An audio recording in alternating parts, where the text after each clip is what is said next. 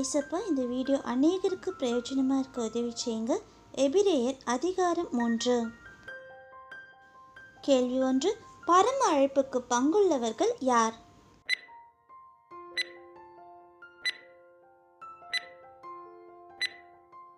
விடை பரிசுத்த சகோதரர். எபிரேயர் 3:1.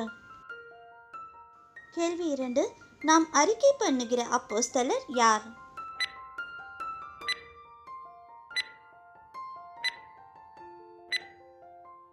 விடை கிறிஸ்து இயேசு. எபிரேயர் 3:1. கேள்வி 3. நாம் அறிக்கை பண்ணுகிற பிரதான ஆசாரியர் யார்?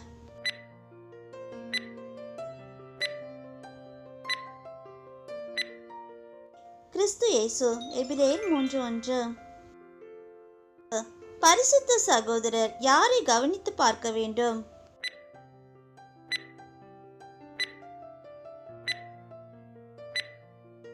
கிறிஸ்து இயேசு. எபிரேயர் 3:1. கேள்வி 5. தேவனுடைய வீட்டில் எங்கும் உண்மையுள்ளவராயிருந்தவர் யார்?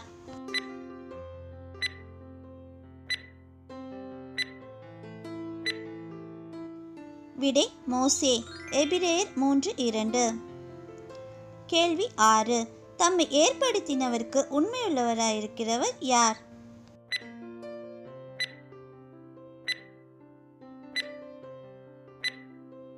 விடை மோசே. எபிரேயர் 3:2. கேள்வி 7. வீட்டை பார்க்கிலும் அதிக கனத்திற்குரியவனாயிருக்கிறவன் யார்?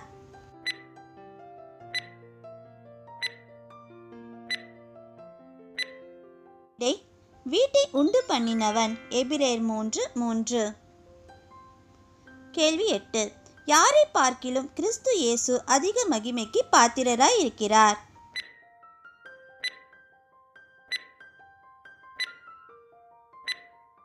விடை மோசே. எபிரேயர் 3:3. கேள்வி 9. எந்த வீடும் ஒருவனால் உண்டாக்கப்படும், எல்லாவற்றையும் உண்டு பண்ணினவர் யார்?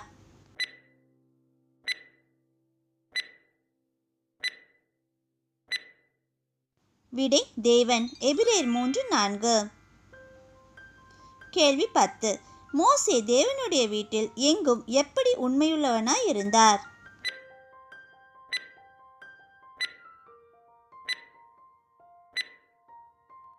விடை பணிவிடைக்காரனாய். எபிரேயர் 3:5. கேள்வி 11. எதற்கு சாட்சியாக மோசே பணிவிடைக்காரனாய் இருந்தார்?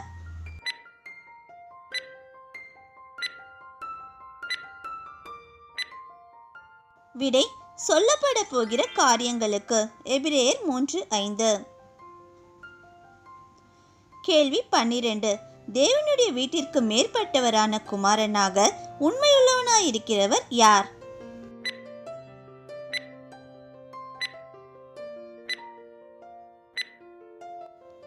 விடை கிறிஸ்து. எபிரேயர் 3:6. கேள்வி 13. எதினாலே உண்டாகும் தைரியத்தையும் மேன்மை பாராட்டலையும் முடிவு பரியந்தம் உறுதியாய் பற்றி கொண்டிருக்க வேண்டும்?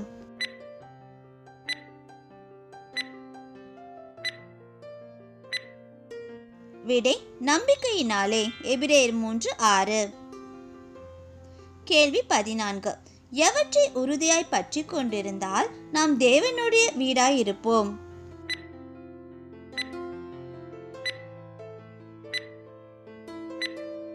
விடை நம்பிக்கையினாலே உண்டாகும் தைரியத்தையும் மேன்மை பாராட்டலையும். எபிரேயர் 3:6. கேள்வி 15. இன்று தேவனுடைய சத்தத்தை கேட்பீர்களாகில் என்று சொல்லியவர் யார்?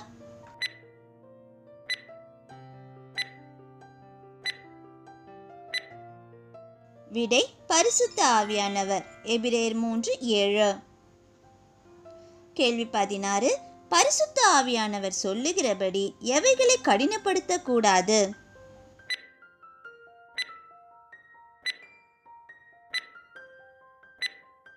விடை இருதயங்களை. எபிரேயர் 3:7. கேள்வி 17. எங்கே கோபமூட்டின போது நடந்தது போல இருதயங்களை கடினப்படுத்தக்கூடாது?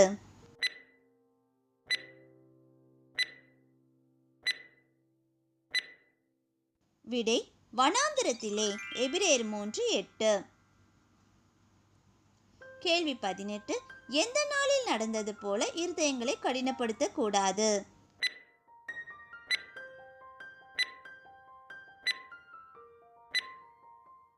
விடை சோதனை நாளில். எபிரேயர் 3:8.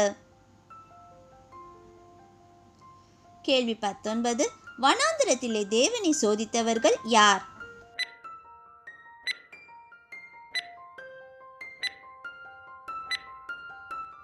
விடை இஸ்ரவேலரின் பிதாக்கள். எபிரேயர் 3:9. கேள்வி 20. வனாந்திரத்திலே தேவனை பரீட்சை பார்த்தவர்கள் யார்?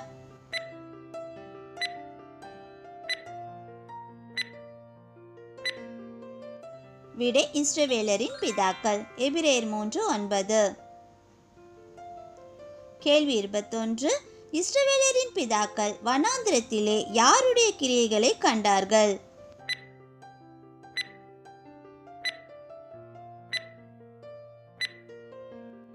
தேவன். எபிரேயர் 3:9. கேள்வி 22. இஸ்ரவேலரின் பிதாக்கள் வனாந்திரத்திலே எத்தனை வருஷ காலம் தேவனுடைய கிரியைகளை கண்டார்கள்?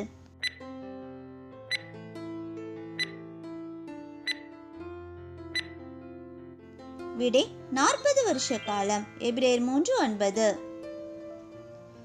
கேள்வி 23. தேவன் இஸ்ரவேலரின் பிதாக்களை ஆரோசித்து அவர்களை எப்படிப்பட்ட ஜனம் என்று சொன்னார்?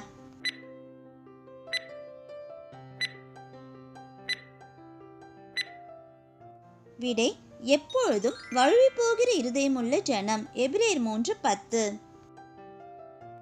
கேள்வி 24. தேவன் இஸ்ரவேலரின் பிதாக்களை எதை அறியாதவர்கள் என்று சொன்னார்?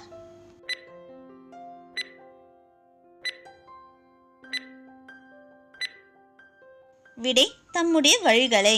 எபிரேயர் 3:10. கேள்வி 25. இஸ்ரவேலரின் பிதாக்கள் எதில் பிரவேசிப்பதில்லை என்று தேவன் கோபத்திலே ஆணையிட்டார்?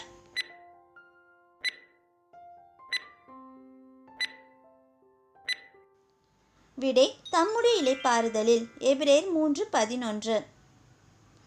கேள்வி 26. எப்படிப்பட்ட இருதயம் நம்மில் ஒருவருக்குள்ளும் இராதபடிக்கு நாம் எச்சரிக்கையா இருக்க வேண்டும்?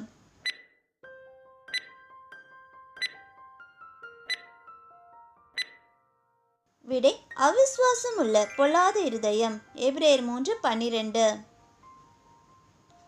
கேள்வி 27. அவிசுவாசம் உள்ள பொல்லாத இருதயம் யாரை விட்டு விலகுவதற்கு ஏதுவானது?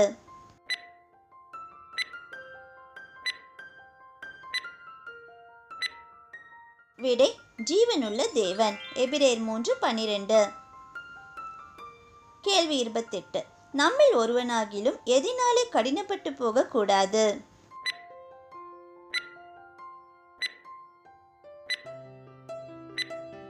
விடை பாவத்தின் வஞ்சனையினாலே.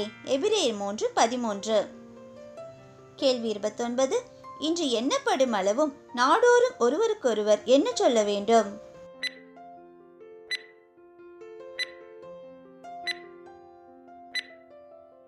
விடை புத்தி. எபிரேயர் 3:13. கேள்வி 30. ஆரம்பத்திலே கொண்ட நம்பிக்கையை எம்மட்டும் உறுதியாய் பற்றி கொண்டிருக்க வேண்டும்?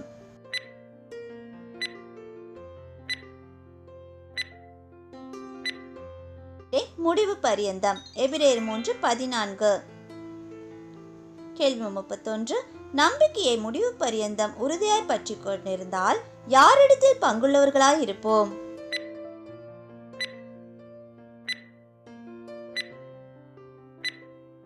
விடை கிறிஸ்துவின் இடத்தில். எபிரேயர் 3:14. கேள்வி 32. கோபமூட்டுதலில் நடந்தது போல எதை கடினப்படுத்த கூடாது?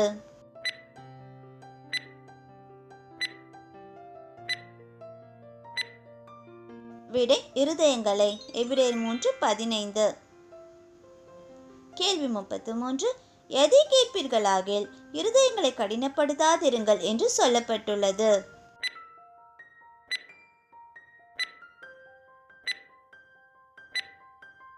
விடை தேவனுடைய சத்தத்தை. எபிரேயர் 3:15.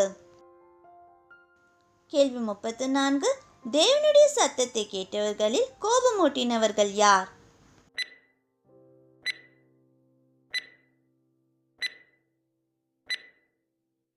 விடை: மோசேயினால் எகிப்திலிருந்து புறப்பட்ட யாவரும். எகிப்தியர் 3:16.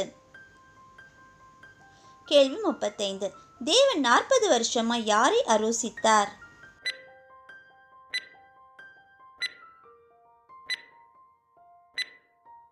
விடை: பாவம் செய்தவர்களை.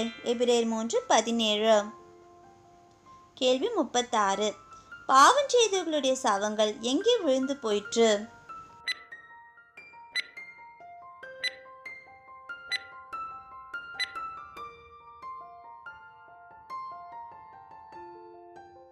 விடை: வனாந்தரத்தில். எபிரேயர் 3:17. கேள்வி 37. யார் தம்முடைய இளைப்பாறுதலில் பிரவேசிப்பதில்லை என்று தேவன் ஆணையிட்டார்?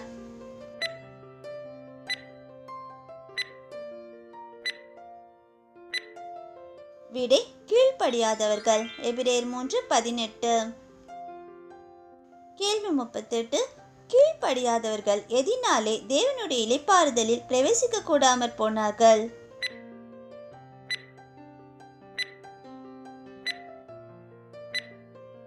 விடை: அவிசுவாசத்தினாலே. எபிரேயர் 3:19. பிரதர்ஸ் சிஸ்டர்ஸ், எங்களுடைய இந்த சிறு முயற்சி உங்கள் எல்லாருக்கும் கண்டிப்பாக பிடிச்சிருக்கோன்னு நம்புகிறோம். சப்ஸ்கிரைப் பண்ணி பெல் பட்டன் ப்ரெஸ் பண்ணிக்கோங்க. அப்போ தான் வேதாகமத்தை பற்றி நாங்கள் போடுற எல்லா வீடியோஸும் உங்களை தவறாமல் வந்து சேரும். தேவநாமம் மகிமைப்படுவதாக. கர்த்தர் கரம் உங்களோடு இருப்பதாக. ஆமேன்.